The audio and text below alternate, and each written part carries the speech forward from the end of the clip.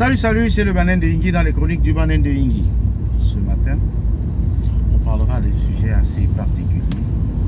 Un sujet qui fâche peut-être, mais un sujet qui en vaut la peine. Eh bien, ce matin, on parlera des femmes seules qui essayent d'élever des enfants garçons. Des femmes seules. Ou des femmes qui élèvent des enfants garçons avec très peu d'influence masculine. Ou alors très peu d'influence partenaire. Ou on peut encore parler des femmes là qui disent que en fait des enfants ils n'ont pas besoin de leur père, en quelque sorte. C'est leur choix, c'est votre choix. Vous choisissez ce que vous voulez. Mais alors, qu'est-ce que la réalité nous démontre? Quelles sont les conséquences de ce genre de décision ou bien de ce genre de situation? C'est ce qui nous intéresse aujourd'hui. Alors je vais parler, mais surtout en Occident quoi. En Occident, c'est grave. Mais posez-vous la question, pourquoi est-ce qu'il y a un tel décalage entre l'Occident et l'Afrique? C'est vrai, les mêmes problèmes arrivent en Afrique. Ces mêmes problèmes sont en train de venir en Afrique. Ces mêmes problèmes sont en train d'être copiés en Afrique. Ces mêmes problèmes sont en train de se répercuter également en Afrique. Mais en fait, c'est quoi le problème? Un enfant est fait pour...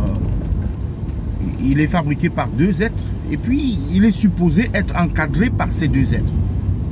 Et ce n'est pas un hasard si dans ce mélange qu'il se trouve que le mélange homme et femme est le mélange le plus indiqué. Parce qu'il faut un père et il faut une mère. Alors, lorsque la femme, mais surtout la jeune femme, il faut préciser la jeune femme, celle qui a 20 ans, celle qui a 21 ans, celle qui a 22, celle qui a 23, celle qui a 24 ans, celle qui a 25 ans, mettons ça, en dessous de 30 ans, elle a son premier fils. Et elle le gâte. Elle le gâte, peut-être sans s'en rendre compte. Parce que on a souvent l'impression que les femmes sous-estiment, n'est-ce pas, la psychologie des enfants, en général. Et en le faisant, elles se foutent elles-mêmes une balle dans le pied. Parce que ces enfants, qu'ils aient 20 mois, qu'ils aient 24 mois, qu'ils aient 3 ans, 2 ans et demi, ils savent comment faire bouger les lignes. Ils savent comment déplacer les frontières. Ils savent comment titiller les parents. Ils savent la différence entre le chaud et le froid. Ils savent la différence entre le calme et entre la souplesse et la durcité. Ils savent, n'est-ce pas, ou la rigidité. La rigidité. Ils savent, n'est-ce pas, la différence entre le bon policier et le mauvais policier. Ils savent la différence entre le bon et le méchant. Les enfants parviennent à identifier tout cela. Vous allez remarquer que si aujourd'hui, votre enfant mange un chocolat et jette l'emballage du chocolat tout de suite par terre, là où il se trouve, au lieu d'aller le mettre dans la poubelle, si le parent ne dit rien, voilà la norme qui s'installe. Si un enfant oublie de tirer la chasse pour chasser l'eau dans les toilettes ou pour chasser les déchets dans les toilettes, et que le parent ne dit rien, voilà la norme qui va s'installer. Il ne suffit pas de dire quelque chose, mais il faut également veiller à ce que vous dites soit appliqué. Et veiller à ce qu'il y ait des conséquences lorsque cela n'est pas appliqué. Sans conséquences, il n'y a aucune responsabilité qui tienne. Et voilà une autre erreur que les parents font. Ils se disent que les enfants ne comprennent pas le sens ou alors le principe de responsabilité ou des conséquences. Non. S'ils ne comprennent pas celui des responsabilités, ils vont comprendre celui des conséquences. Remarquez que les enfants, et là, certains parents commettent l'erreur fatale, c'est d'utiliser les outils électroniques comme des babysitters. Et donc, pendant que la bonne dame, elle dort, alors l'enfant est soit sur la télé ou il est sur la tablette. Il, en fait, est en train de se former dans la robotisation. Son esprit, sa mémoire, son cerveau est en train d'être formaté pour qu'il devienne un futur robot. Et ce robot-là ne connaît pas éteindre les lumières, il ne connaît pas chasser, tirer la chasse, il ne connaît pas ramasser ses ordures, il ne se rend même pas compte quand est-ce qu'il doit aller dans les toilettes pour uriner. Ah oui, au point où certains pissent sur eux. Quelle est la conséquence si tu pisses sur toi, tu es au Cameroun, tu es un enfant? Qu'est-ce qui se passe? Qu'est-ce qui se passe? Qu'est-ce que le parent va faire à un enfant qui connaît bien où se trouvent les toilettes, mais qui pisse sur lui? Ne parlons même pas de chier sur lui, parce que ça n'arrive même pas en Afrique, mais qui pisse sur lui. Ah oui, celui-là sera bastonné. Il va retenir la leçon. Il va retenir la nouvelle norme. Lorsque j'observe, ce que je vois avec les femmes, c'est que elles ne savent pas installer les normes ou les limites ou les bornes pour la plupart. Et même lorsqu'elles installent, elles parviennent à installer des normes ou des bornes, elles ne se fient pas à cela, elles ne tiennent pas la ligne.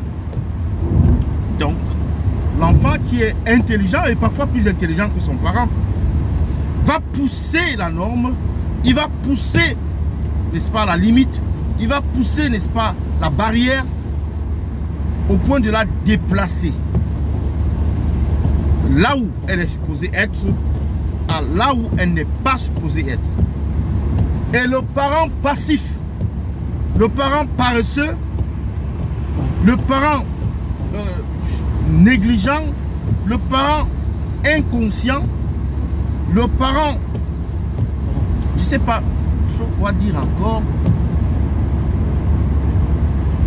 le parent malveillant, le parent égaré, va simplement se laisser faire. Il va laisser donc l'enfant prendre la commande pour l'installation d'une nouvelle norme. Ce qui ne devrait pas se produire. Jamais comme jamais. L'enfant ne produit pas des normes. Ce sont les parents qui produisent les normes. Il y a un autre exemple frappant par exemple. Les enfants, vous voyez un enfant de 3 ans ou 4 ans qui vous dit il n'aime pas manger la salade. Ouais, il n'aime pas manger des fruits. Mais écoutez, lorsque cet enfant sortait du ventre de sa maman, connaissait-il des fruits? Connaissait-il ce que c'est que la nourriture? Non. La nourriture lui a été introduite par ses parents. Donc, c'est aux parents de faire découvrir la salade à un enfant en lui donnant bien entendu la salade à un très jeune âge, comme on introduit tous les autres nutriments, tous les autres nourritures qu'on peut donner à l'enfant.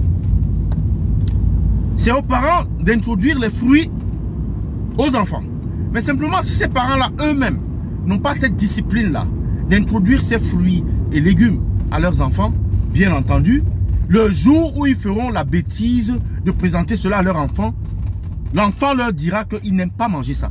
Et puis, ce parent qui ne sait pas tenir ses propres normes ou ses propres limites ou ses propres, je sais pas, sa propre structure, va se laisser faire et dire, ah, mon fils, lui, il n'aime jamais manger il n'aime jamais manger les légumes, hein, il n'aime jamais manger du poisson, donc je ne lui en donne pas.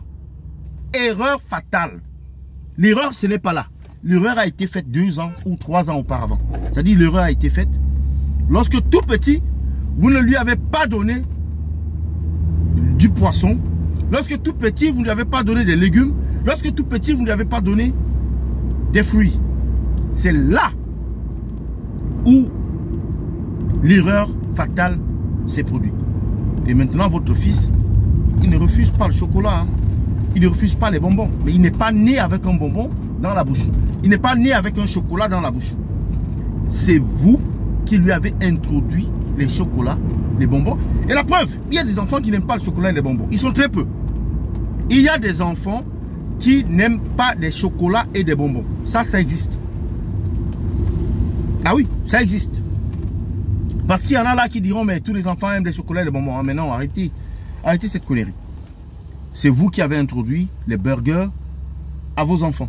C'est vous qui avez introduit les frites à vos enfants. Au point où certains parents, au lieu de nourrir l'enfant comme il se doit, il y a certains enfants qui ne mangent que des céréales, par exemple. Mais quelle bêtise! Les céréales, c'est pour le matin. C'est avec ça qu'on commence la journée. On ne mange pas les céréales à longueur de journée.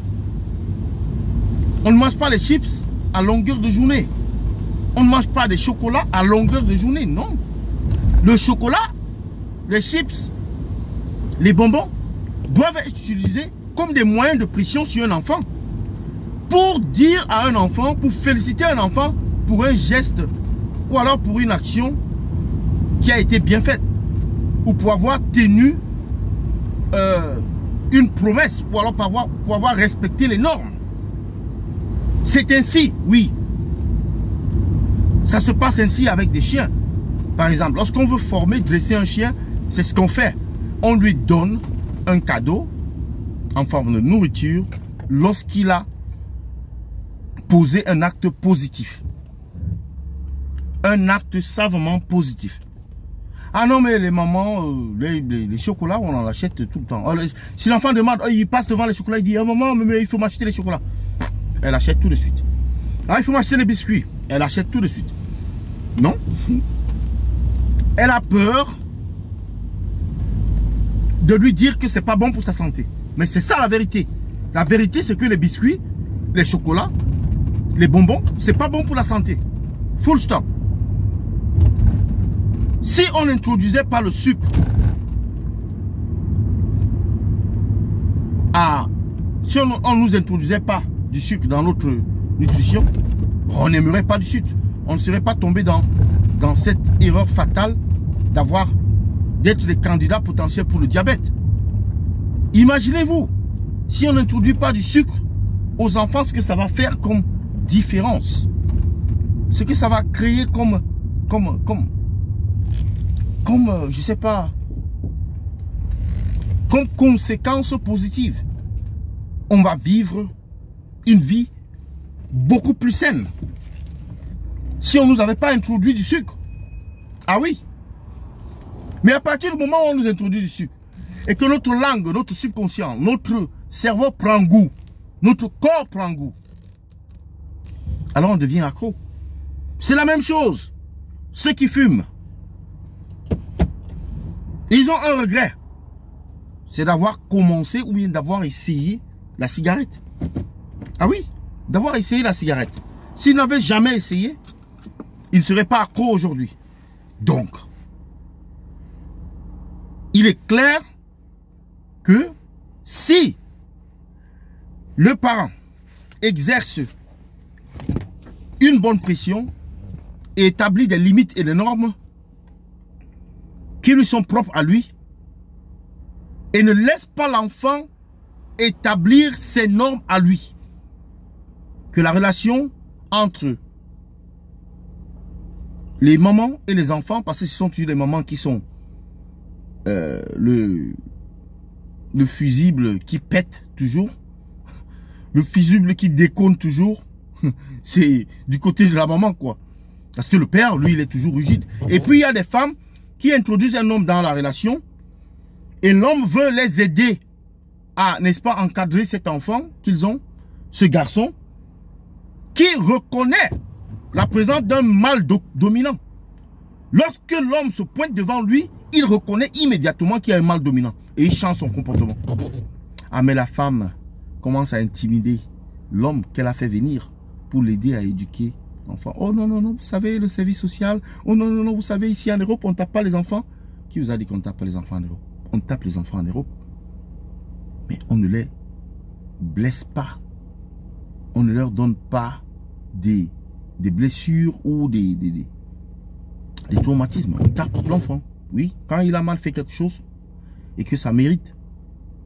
Si vous avez donné 3 avertissements à un enfant pour une situation ou quelque chose de mauvais et que l'enfant se retrouve à refaire cela, mais il faut passer à l'étape supérieure. Et cette étape supérieure, c'est la chicotte.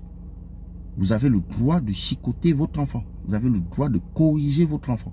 Mais seulement, il ne faut pas le faire de manière malicieuse, de manière abusée, de manière, comment je peux dire, non contrôlée. Il faut le faire de manière contrôlée. Il faut punir l'enfant. Mais l'enfant, la maman, elle a l'impression que si elle punit l'enfant et que les larmes de l'enfant coulent, c'est du sang qui coule. Et puis du sang qui coule, c'est un danger pour la vie. Alors si ça coule de manière continue, ça veut dire que l'enfant va mourir. Mais non, c'est pas ça. Il faut corriger l'enfant. Et l'enfant, le sachant, il va pleurer. Voilà des moyens de pression de l'enfant, par exemple. L'enfant va se jeter par terre. L'enfant va prendre, par exemple, sa tablette ou bien ses trucs électroniques. Là, il va les frapper, jeter partout, casser même. L'enfant va même casser la télé. L'enfant va même déchirer ses propres habits. L'enfant, tout ça sont des moyens de pression. Il va se mettre à crier à haute voix. Il va se mettre à pleurer à haute voix. Tout ça sont des moyens de pression sur les parents. Et puis les femmes, elles, dès que ça commence, elles abandonnent. Elle abandonne son projet de discipline. Elle abandonne ce qu'elle voulait faire, la correction qu'elle voulait lui donner, tout de suite. Et donc, c'est comme ça que s'installe l'anarchie. C'est comme ça que s'installe le désordre. C'est comme ça que s'installe le manque d'orientation. Les femmes, vous avez besoin d'aide. Donc, arrêtez, n'est-ce pas, de chasser les hommes qui viennent dans votre vie, mais surtout les hommes qui aiment vos enfants. Parce que les femmes le font, mais après elles se mettent à pleurer. Elles pleurent quand elles sont seules. Quand elles se retrouvent seules dans leur chambre. Quand elles se retrouvent seules, qu'elles ne parviennent pas à dormir. Parce qu'un enfant ne leur donne pas l'opportunité de dormir. Ce sont les pleurs. Ce sont des pleurs. Mais après, quand elles sont devant les gens, elles disent « Ah, je suis fière de mon enfant. Oh, mon enfant, c'est la meilleure chose qui est arrivée à ma vie. » Mais toute seule, elles pleurent. C'est comme celui-là qui achète une grosse voiture, une Range Rover. Et lorsqu'il est devant des gens, il se vante avec ça. Mais quand il est à la maison, il se retrouve devant la station d'essence pour mettre le pétrole ou l'essence. Il pleure. Il pleure. À chaudes larmes. Il pleure. Ah oui, mais c'est pas une vie, ça. Ce n'est pas une vie. Il faut savoir choisir. Il faut savoir, n'est-ce pas, faire la part des choses. Un enfant a besoin d'être encadré. Mais surtout un garçon. Ce n'est pas une fille. Pour les filles, plutôt ça commence bien. Mais c'est quand elles deviennent des adolescentes là, à 13 ans, 14 ans, 15 ans, c'est là où le danger s'installe. Mais pour les garçons, ça commence tout petit. Et ça peut continuer comme ça là, jusqu'à ses 16 ans, ses 17 ans, ses 18 ans. Mais dès que vous ouvrez la porte, c'est un boulevard que vous avez ouvert et il devient incontrôlable. Donc c'était là ma contribution à ce débat aujourd'hui. Le débat se poursuit, n'est-ce pas, sur les commentaires en bas. Abonnez-vous, c'était le Banin de Yingui. Bonne journée à vous, à bientôt, bye bye. Et puis ciao ciao, partagez, likez et puis abonnez-vous. Bye bye.